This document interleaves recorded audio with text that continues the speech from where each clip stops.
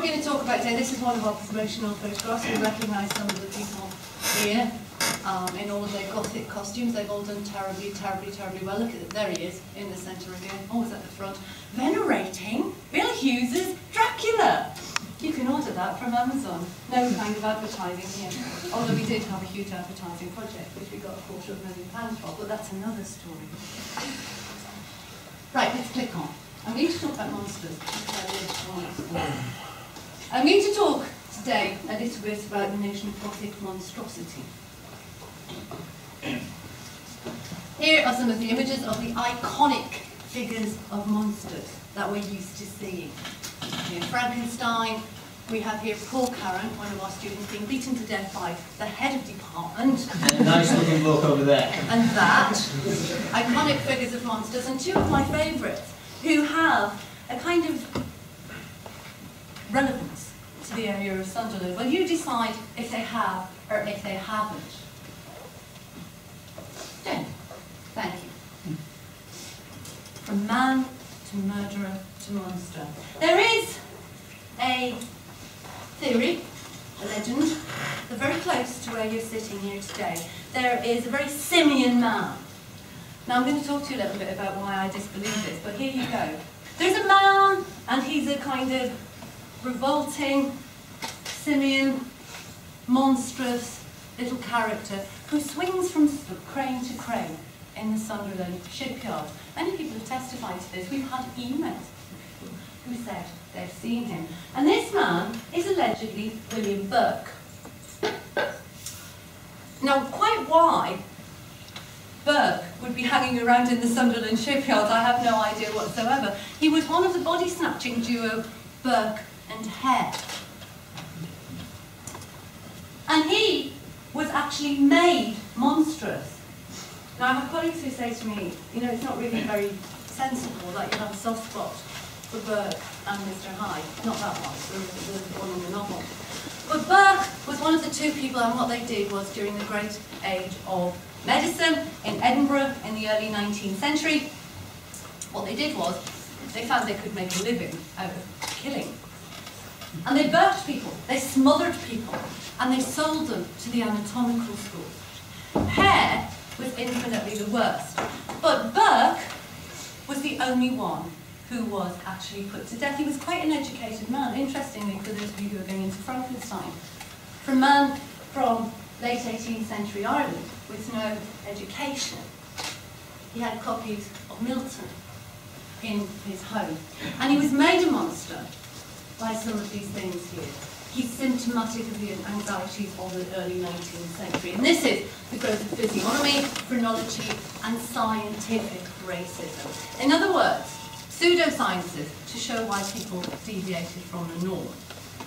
Degenerate human beings. You can see it in the facial features, look. He looks more monkered than that. So, this is how we made the standard. And William Burke was not the normal person, and one of the reasons for this was that he was Irish. And to be Irish in the early 19th century in Scotland, in enlightenment Edinburgh, was really not a very good thing to be at all. And there was great fear of the Gaelic other, the Highlander and the Irishman, and these people lived in ghettos. And Burke and Hare committed crimes. Yes, they committed crimes. There are kind of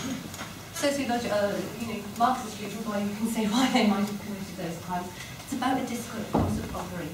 And everything we look at in relation to monsters relates to a discourse of othering. I am the norm, everybody else is other. You the norm. Everybody else is other. This is how we all think. This is how we all think. Here's an Irishman. Here is a pig. And this was in a book on comparative physiognomy at the time. Compare the Irishman and the dog. No, sorry, it's a dog. It's a dog pig. In respect to barking, snarling, howling, begging, fawning, flattering, backbiting, quarrelling, blustering, scenting, seizing, hanging on, teasing, frolicking, and whatever tricks you may discover in either. And you'd be convinced there is a wonderful resemblance. It's the way the Irish were viewed in the early 19th century. The snappish, beslavering Irishman has a taste for the venous fermentation, which leads to the putrefactive during which time he himself is the monster to be dreaded.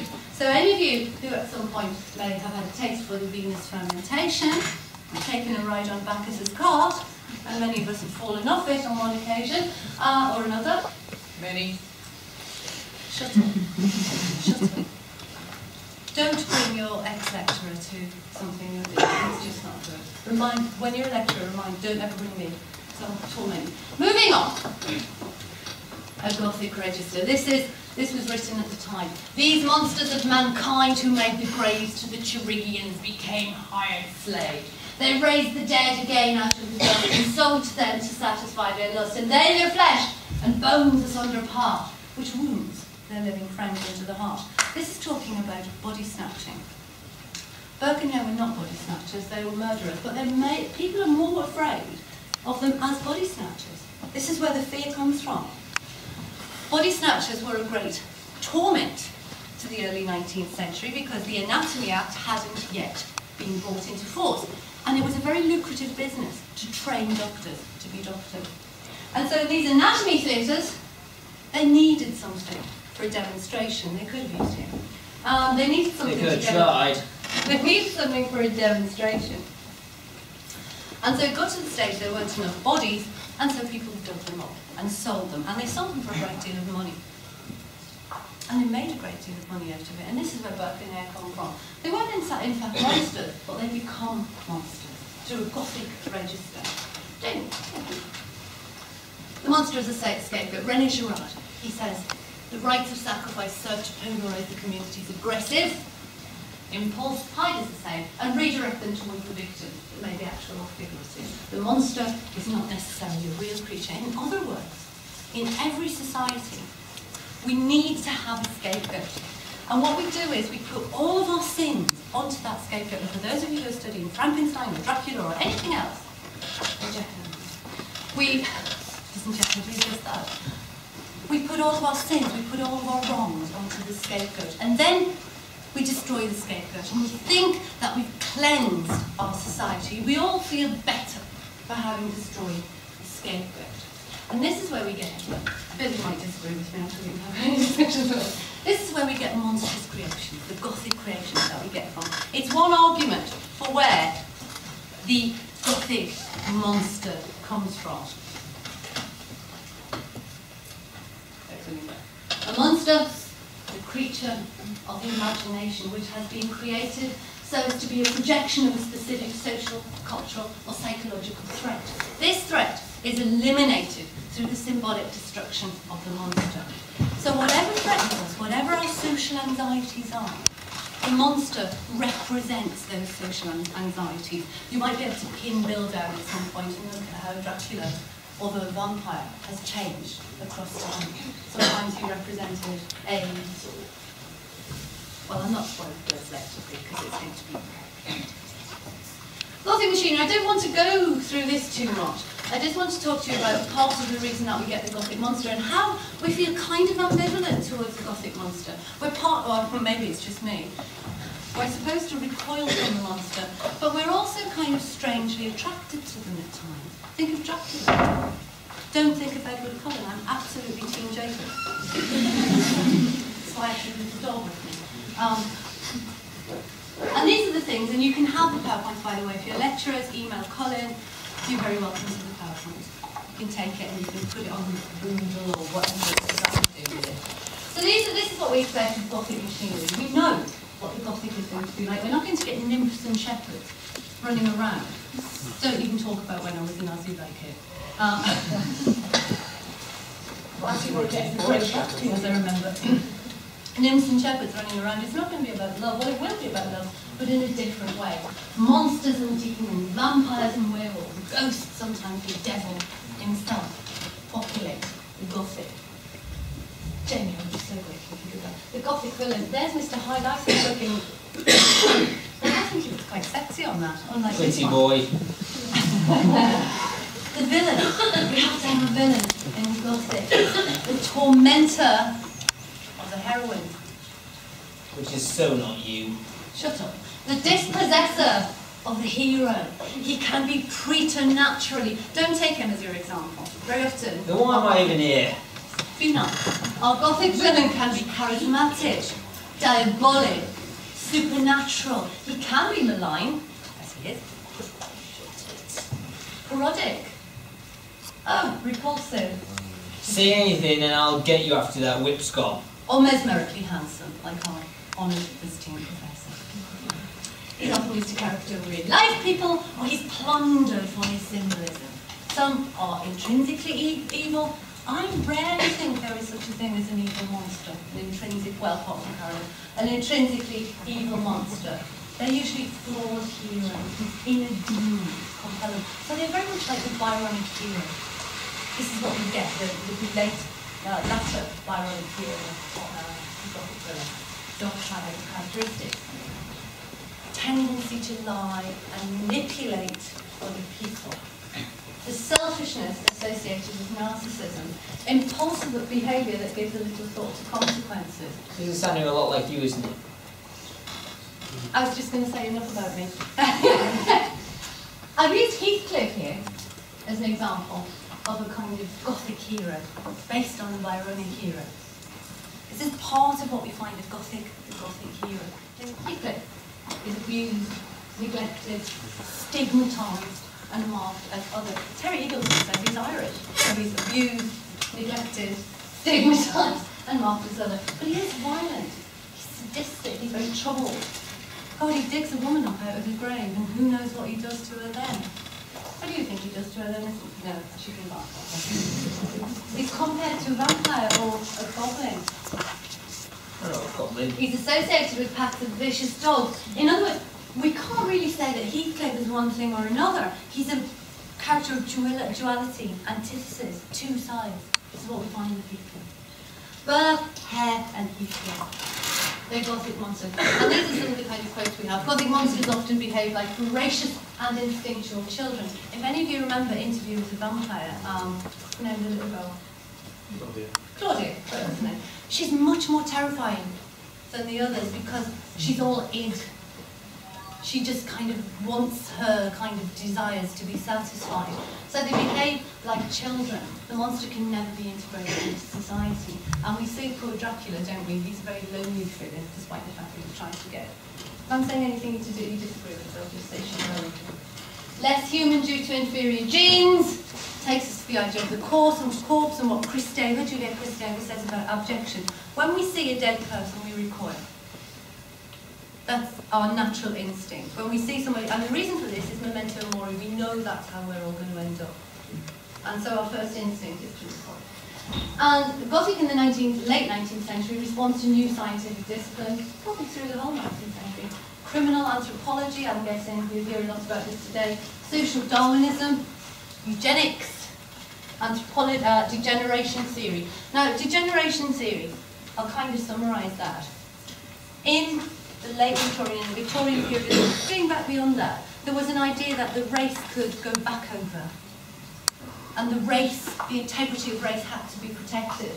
And there were some peoples who were considered to be less fitted.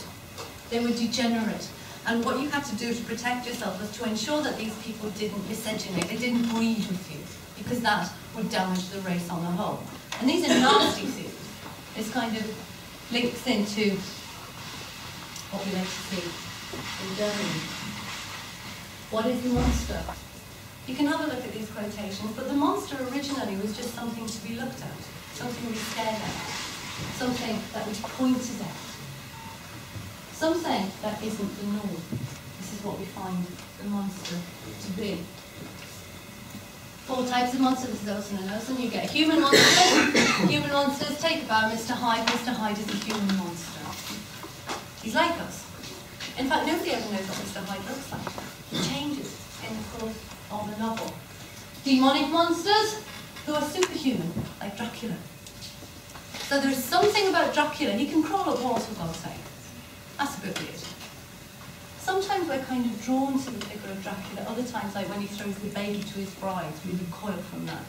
So he's a very interesting character. Animal monsters like the werewolf or the Hound of the Baskervilles, and inanimate monsters, zombies.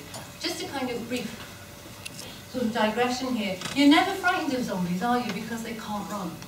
So all you have to do is walk rather quickly away from them, and they'll just stand there going, They're never going to be able to eat your brains. I never know if anyone ever gets killed by a zombie, because you just knock them over, don't you? Well, you would. Not sure if you could. I would. This is from Punch. The late 19th century, great fascination with what is politically incorrect, it's called freak show. This is from Punch. Taste for the monstrous seems as after to have reached its climax. The walls of the Egyptian hall in Piccadilly are placarded from top to bottom with bills announcing the exhibition of some frightful object. Within and the building itself was soon to be known as the Hall of Ugliness. We cannot understand the cause of the now prevailing taste for deformity, which seems to grow upon what it feeds. For. Victorians were not politically correct. They were absolutely not politically correct. I did a paper at a conference a while ago on freak shows because neither am I politically correct. And these are 19th century freak shows in Ireland. And they were rather splendid because most of the kind of people who had menageries of freaks couldn't afford real Zulus. So they paid an Irishman a penny and blacked him up, and then said that he would run around and frighten people with his knobkerry, which was his stick, which was in fact a shillelagh. So they paid him with a penny and gave him lots of whiskey. Those were the way. Next one, so freak show. Yeah, dreadful. Absolutely dreadful. The Elephant Man was known as a monster. Human monstrosities are codified now. Geoffrey St. Hilaire talks at the scientific causes of monstrosity. This goes back, Caroline, to the Renaissance, where the idea is if you commit a sin against God, you'll have a monster child. Don't say a word. I couldn't. No. His book of monstrous classifications was published in 1826, and the reason was to discover causes of congenital deformities. The idea very often was that the mother had committed a sin, and so she was paying for her sin. Or that they just maybe came from a different class. Gothic Register. This is what Dr. Frederick Treves says about Joseph Merrick, and these are quite shocking pictures, I apologise to him. A degraded, perverted, repulsive thing about a disabled person. A degraded, perverted, repulsive thing. The most disgusting specimen of humanity that I've ever seen. Clearly he hadn't seen you. Although this creature was repellent enough, Treves claims there arose from the fungus skin growth, with which he was almost covered, a very sickening stench that was hard to tolerate. So if you look at the way that people who had physical deformities were treated in the 19th century, they were put in this Gothic register.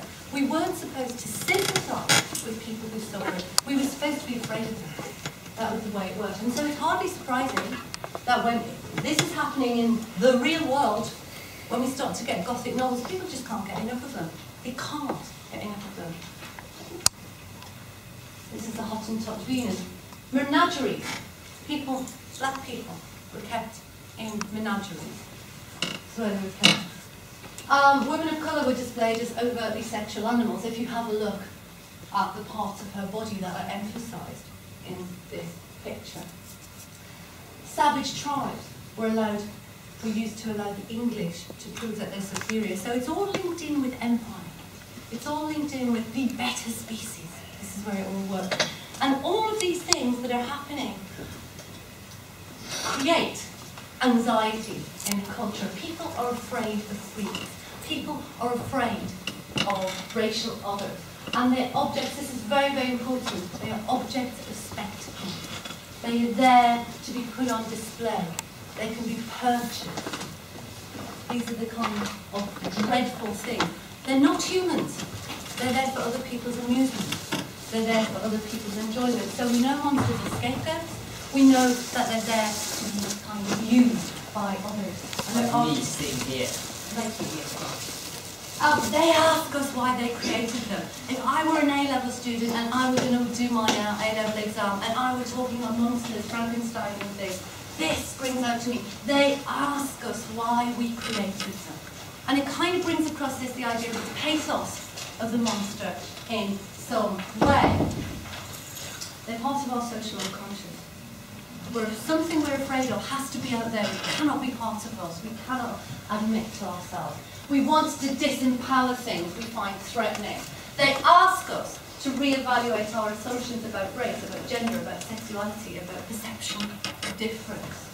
So the monster asks us why we create. It's worth you thinking on that. Very welcome to email me if you want to talk about anything. This is Jeff Cohen. His 7 theses on monster. The monster's body is a cultural body. In other words, although the monster is very often castle to us, the monster is created in a corporeal form, but nonetheless, the monster is a projection of our fear. The monster always escapes. That happens, doesn't it? The monster always escapes. Don't you kill yourself at the end of the novel? No, you don't want to talk to you. The monster is the harbinger of a category crisis. So again, a social body. The monster dwells at the gates of difference. Everything that is different to us, we scare of it. We push it out there, or onto the bed, or in the closet, or wherever else. The monster releases the one which is impossible. Monsters do things that are actually impossible. I think about Friday the 13th. How does he keep coming back to life? He has his head cut off, he's burned, he's buried alive. And he's supposed to be a human. At which point does Jason actually change into a superhuman? It's worth thinking about. Fear of the monster is really a kind of desire. We do sometimes desire the monster. When you watch The Silence of the Lambs, for example, there's something very strangely compelling about Hannibal Lecter. And while you're sitting there going, oh no, no, it's Anthony Hopkins and he's a really old, horrible man, there's nothing compelling about him at all. Well, there's something strangely compelling to me about Hannibal Lecter. No, generally he is. We recoil from him, but there is something that attracts us to him also. Compare him with Buffalo Bill in the film and see the two different types of monsters. One is grotesque. The other, we forget that he's a serial killer. We forget he's a monstrous figure because we're so fascinated by his paintings of the Duomo and his ability, you know, his desire to listen to Scarlatti and things like that. He's very, very cultured. He's a little bit like Dracula, and I think that's quite. And so the monster also stands at the threshold of becoming. The monster is a kind of liminal figure. They're neither one thing nor the other. They're sometimes either human or monster or whatever. I guess crack on thing. In other words, monsters are shape-shifting, unclassifiable hybrids that have multiple incarnations. What you're thinking now is you go to university and the lecturers always go, there is no real answer for this. Because that's what we say. Because what you go to university for is to make you think, and to think about thinking. So that's why we throw these dreadful things at you. It's not like A-level where your lecturers say, you're really clever. That's good. And when you come here, we persecute you. No, that's not true. Just look at me. See, we're really clever. Now, can you go back, Jamie? I haven't finished. Sorry. They're outsiders. Their difference is cultural, political. They're inassimilable. We can't assimilate them into our society. So we push them out. We send them away to Borneo. They're never the kind of totally British gentlemen. They come from Transylvania or Ireland, or the deepest recesses of the dark imagination, and who created you? There's the disturbing thing about it. Joe, you were ready to? It's somewhere here, I think. Okay. Not only the creation of civilization, but we require the monster, the scapegoat. We need the monster. And this is just a very brief example. The monster is a negative imprint. This here is the birth of the new woman, who very quickly became a monster because she was a threat. Do you want to move on? Gorgeous picture from the 19th century. Look at this poor man here, absolutely crapping himself. Ladies were supposed to be very proper and very well behaved, and the new woman said, no, I want to have my rights. I deserve the vote. And suddenly, society goes into turmoil, and she suddenly becomes presented as this kind of femme fatale figure. And the poor man there, I love his face, I absolutely love it. There's a reversal of gender there. I love the fact she's sitting with a fag in her hand as well. This will do for afterwards. And clearly he's saying, no, no. But notice, look at his body language, look at the way his feet are, and she sits with one foot on the pelt of a tiger. So she's deadly, she's terrifying. And it's a short conceptual leap. Here we have her, the new woman, who is clearly, there's some gorgeous images of the new woman. Gorgeous images where her children are starving and looking like kind of victims crawling around the corner. Poor husband sits with his head in his hands and her house is filthy and everything's wrong. And so it doesn't take very long for this to turn into this. And if you think about the kind who creates Carmilla, if you think about that, not only do you have the new woman happening in Ireland, but you have the nationalist new woman. You have the woman who decides that she's going to become part of nationalistic forces and threaten the British Empire, so they become terribly monstrous. If you want to read about this, I give you the case of Maud who wore birds on her head. But some of Gates's greatest poetry is created because of, well, the fact that he wanted to sleep with her. He also had monkey testicles sewn into his gonads. Oh, you can't get off that. It's true. She'll tell you this over and over again. Characteristics of the monster. It can't be found in nature. We can only imagine the monster. You can't find a natural monster. It doesn't happen. It embodies our unconscious anxiety. It's a scapegoat. It's an outsider.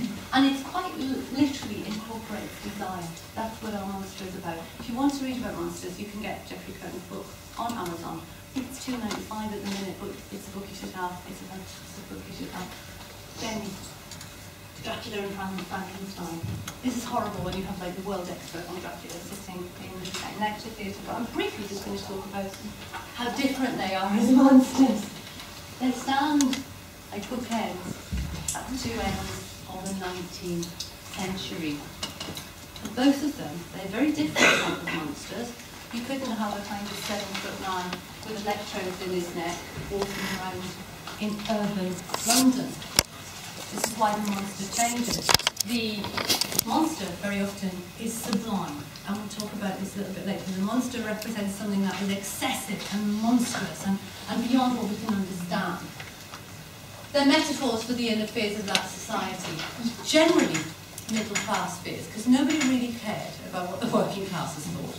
Nobody really cared about that at all. And we know these are our two most iconic monsters. Both novels very interesting. Both narrated by a number of different techniques. And you'll get to talk about this.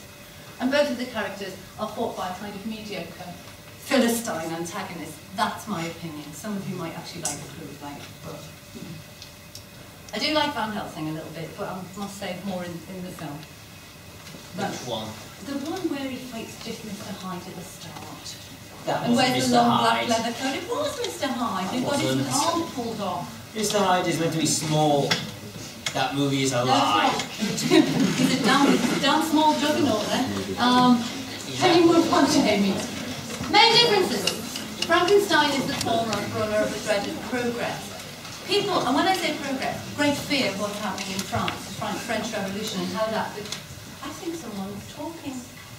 Can you hear someone listening? Please don't talk, otherwise I'll let him listen to the audience. At the moment he's sedated.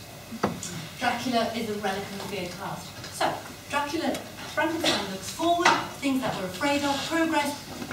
Dracula, he comes to London, and he comes from this ancient past. And the idea, and I want you to write this down and talk about it with your lecturers, recidivism.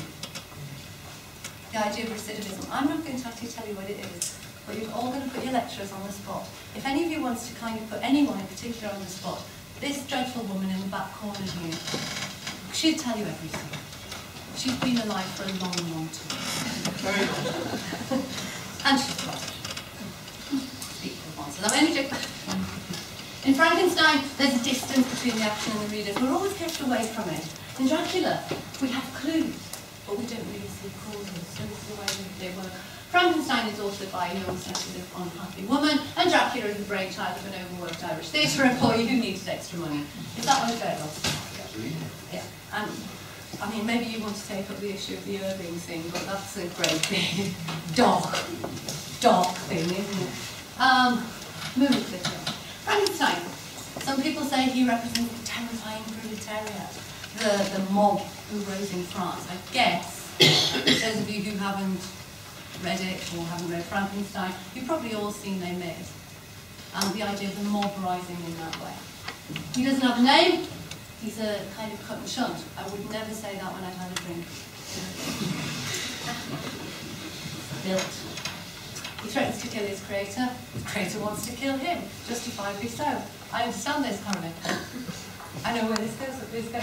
He's a metaphor. Some say he's a metaphor for capitalism, which forms by deforming. This is a kind of Marxist argument that we could have. And he shows how hard it was for the ruling class to accept the idea that all human beings are equal. We have a very different class society at the time that Frankenstein was written. It's just moving out of a feudal society whereby you have aristocrats and people who go down the scale. It gets very different in the Victorian period. You've got a growing discourse of professionalisation. You have a growing middle class. And so it's very different. Look at that. I'm moved by Dracula now. When I said about kind of recoiling and being attracted, just forget the recoiling. Dracula is an aristocrat, but he's not like the English aristocracy. He's a different creature to them altogether. He has a very ancient lineage. He's charismatic and seductive, but he's corrupting. And I just want you to think about this, what this is. His appearance can be monstrous, the best still. He's kind of, because we learn he has pointed ears and sharp teeth and all of this. And he looks a bit like an animal at times, but there's still something that draws us to him. He has no stable corporeal body. He can turn into bats, he can turn into rats, he can turn into a wolf. He's a racial other. I'm not going to say too much on this because, as I say, we're talking about this. He is impossible as a physical fact. That's the thing, taking us back to the idea of monstrous theory. He's impossible as a physical fact. And he challenges orthodox religion. The Victorian period, oh my God, it's those lecturers who are giggling. That's disgraceful. Would you deal with them? Yes. No. Get them a horse up. He's impossible. We have to imagine it. The monster is abject. Now, I don't want to go too much into this. Again, I'm coming back to this point that the monster represents something that makes us recoil. Our greatest fear. It's beyond normality. It's beyond the self. And so sometimes fears of invasion. Late Victorian period, there was great fear of the Irish bringing typhus over. There was great fear of Jewish people. Jack the Ripper, oh, you can't be a British gentleman, because it's also the age of muscular Christianity. The discourse of the gentleman. You can talk to this gentleman about that if you like. He's very much on that. Invasion, penetration, shown in the same thing. Often kind of notions of homophobia in there, xenophobia. All of these issues come up in Gothic. And it helps us to maintain the boundaries of ourselves and those who would infect or pollute us. We will never admit that these things are part of us. Never. And so we push them out. We push this dark side of us out and we say it's something else. We could never have that. And it makes us stronger as a self. If we can say we're not bad, all of these are bad, we're not. It makes us stronger. And it goes with our nations as well. Jane. Frankenstein and Dracula threaten to live forever, so they have to be killed. Nobody lives forever. They have to be killed. But what the monster represents, of course, lives forever.